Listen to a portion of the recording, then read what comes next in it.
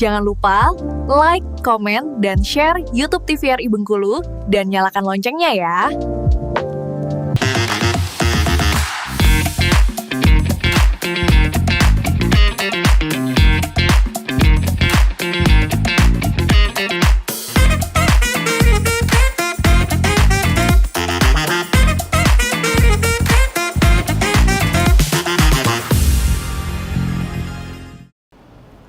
Halo pemirsa Opini, bagaimana nih kabarnya hari ini? Semoga selalu dalam keadaan sehat walafiat dan tetap bersemangat. Hari ini jumpa lagi bersama aku, Ternova Dini, tentunya dalam acara Opini, obrolan pas di sini. Nah, hari ini kita akan membahas salah satu profesi yang dulunya belum pernah nih dicita-citakan, mungkin juga belum pernah dibahas. Biasanya kan bahasnya tentang dokter, polisi. Nah, tapi kali ini berbeda. Apakah itu profesinya cetusan dari Gen Z tentunya. Bersama dengan Fernanda hari ini, kalau bisa sat-set ngapain lama. Hai Fer. Halo Mbak. Gimana kabarnya hari ini? Baik, Baik, alhamdulillah. Bersemangat ya? Semangat dong. Semangat. Dipanggil ke sini semangat. Ke sini. Oh, masa sih Fer? Nah, hari ini kita akan membahas tentang salah satu profesi, tapi kita simpen dulu deh. Yeah. Kita mau bahas tentang Fer-nya dulu. Fer, ini kegiatannya, kesibukannya ngapain aja? Kalau aku selain menjalankan usaha Gen Z ini, kita bilang ya, belum boleh disebut ya? Belum boleh disebut, masih rahasia. Jadi ngajar juga, Mbak. Oh, ngajar. Ngajar di mana, Fer? Ngajar di kursus. Oh, di kursus. Itu bisa ngajar dari guru dong berarti awalnya? Iya, dari guru. Bisa terjun ke profesi guru, Gen Z biasanya jarang nih. Jarang jadi seorang banget. guru. Aku juga Tapi kejebak kenapa, banget. kenapa Fer mau?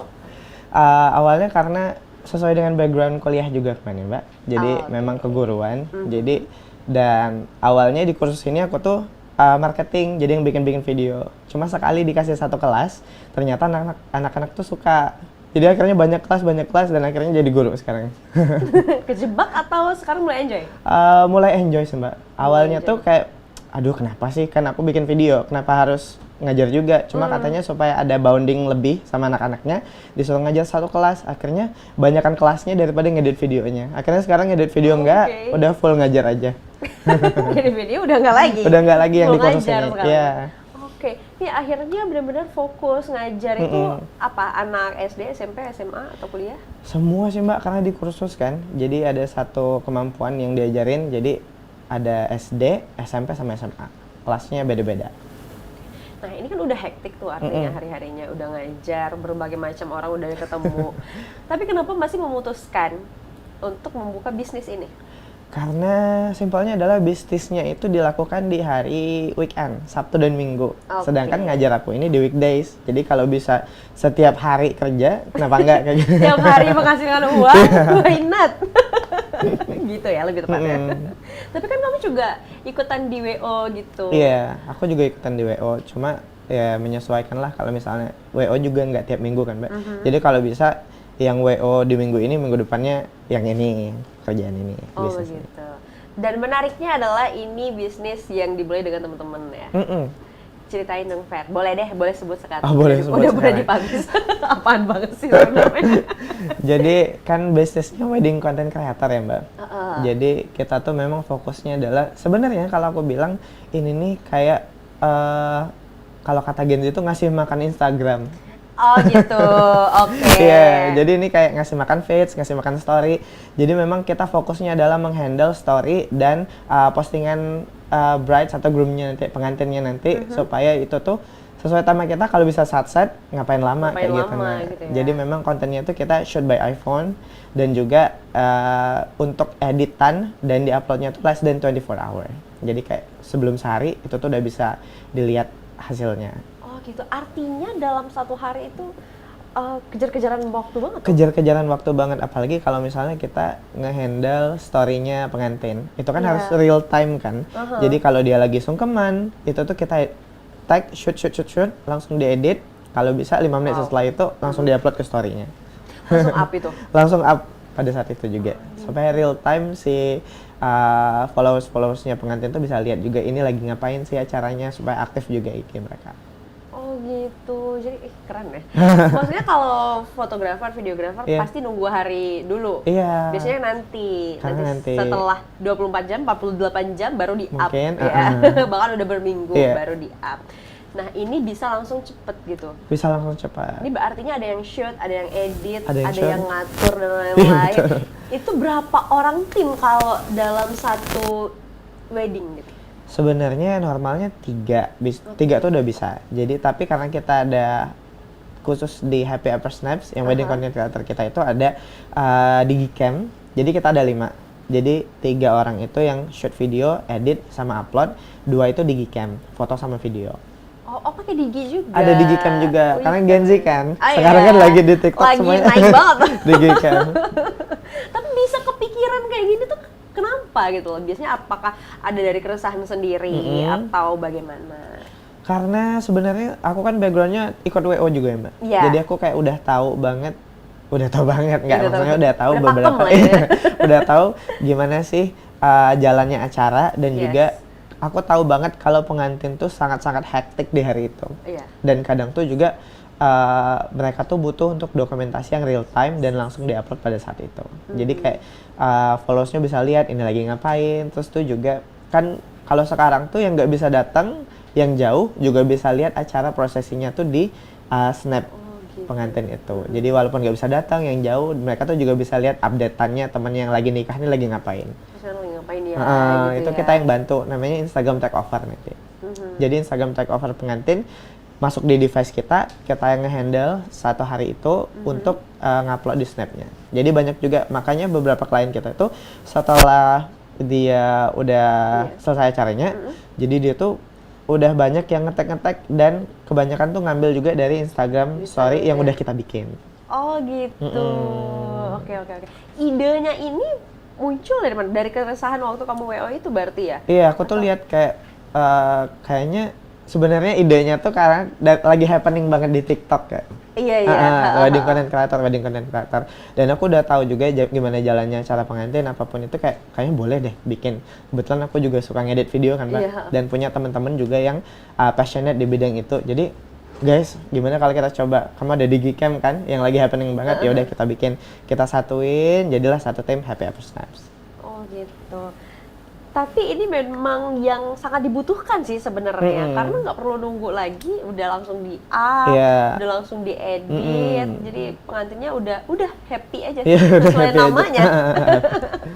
Ini berarti waktu ngobrolin tentang ide itu, ngobrolin bareng teman-teman, berapa orang nih timnya di awal? Kalau di tim kita ada 5 orang. Ada 5 orang, sampai sekarang masih 5 orang. Sampai sekarang masih 5 orang. Akankah bertambah?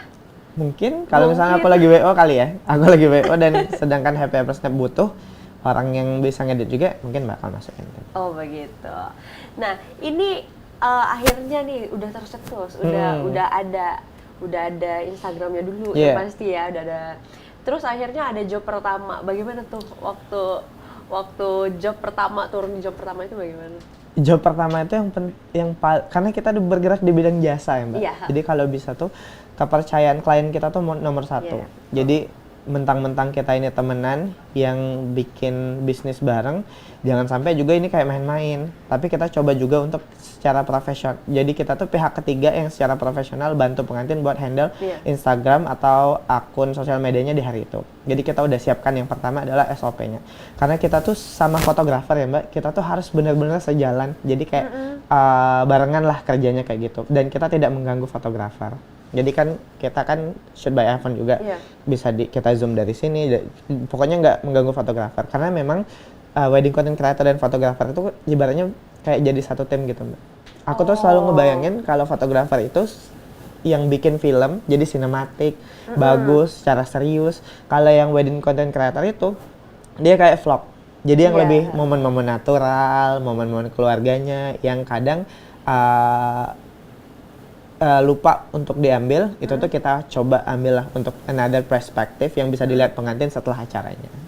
Oh begitu. Tapi contohnya nih, momen-momen seperti apa yang paling akan kalian masukkan gitu, yang paling senang kalian masukkan itu momen seperti apa? Momen yang paling senang aku masukkan tuh sebenarnya adalah kayak keluarga-keluarga yang lagi gimana sih emosi mereka. Jadi misalnya kayak lagi sungkeman tuh kan sedih gitu. Iya, betul. Jadi aku tuh senang banget ngambil perspektif dari ibunya lagi nangis ataupun keluarganya kayak sedih, misalnya kayak mbaknya misalnya kayak banyak lah Karena kalau fotografer kan pasti dia fokus sama pengantinnya. Karena memang itu nanti yang pengantin bakal lihat juga secara kayak sinematik, profesional dari fotografer. Sedangkan kita tuh selain ngambil shoot pengantinnya, kita juga ngambil keluarga. Jadi perspektif lainnya. Jadi ternyata di pernikahan kamu tuh banyak loh yang sedih dan seneng kayak gitu. Nah, menonton perspektifnya kita. Ya, aku setuju sih. Biasanya kan fotografer, videografer fokusnya ke mempelainya kan waktu hari hanya keluarga gitu. Jadi itu yang akan menjadi sorotan kalian juga gitu ya. Oke. Nah, itu kalau ini kan tadi kamu bilang juga fotografer, videografer harus sejalan juga sama kalian sebisa mungkin untuk tidak mengganggu gitu mereka. Ya. Bagaimana mereka harus luas gitu ya. Berarti harus pintar-pintar cari posisi juga dong artinya. Betul Mbak, harus pintar-pintar cari posisi dan pasti bonding sebelum acaranya tuh kita udah ngobrol juga sama fotografer kita dari wedding content creator-nya nanti izin ya untuk nge-tag juga beberapa. Kayak kita ada momen preparation juga Mbak. Jadi kayak kita stay dari pagi setelah pengantin udah prepare, udah siap, itu tuh kita tag juga. Tapi tetap konsultasi dan koordinasi sama fotografernya. Oh begitu. Cuma aku nggak kebayang untuk hektiknya itu shoot, edit, habis langsung gitu. Betul. Artinya benar-benar sesat-set itu. Sesat-set itu. Jadi nggak gitu juga ya. Sampai ayan. Sampai enggak dong. Ngerepotin acaranya dong. Ngerepotin acara, betul, setuju. Berarti setelah dari sana nggak ada PR lagi ketika pulang. Kalau kayak fotografer, videografer kan ada PR-nya tuh. Udah foto, video, nanti mereka ya harus edit dulu, ini dulu. Nah kalau kalian kan udah langsung publish tuh. Berarti ketika pulang masih ada PR-nya tuh nggak? Masih ada dong, karena kan yang di saat real time itu untuk snapnya. Sedangkan kita tuh menawarkan juga ada postingan, yaitu reelsnya.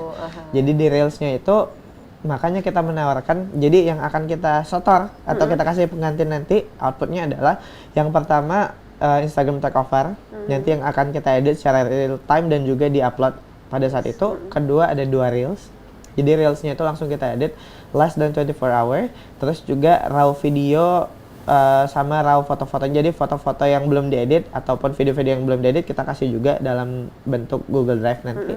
Terus yang videonya itu kita kasih ke pengantin juga. Kalau misalnya dia mau upload sendiri, berarti kita nggak upload di akun kita. Kalau misalnya mau barengan kita uploadin malam itu juga biasanya. Begitu. Oke, dan nanti kita bahas lagi. Sekarang kita jeda dulu. Untuk pemirsa jangan kemana-mana, tetaplah bersama kami di Opini, obrolan pas di sini.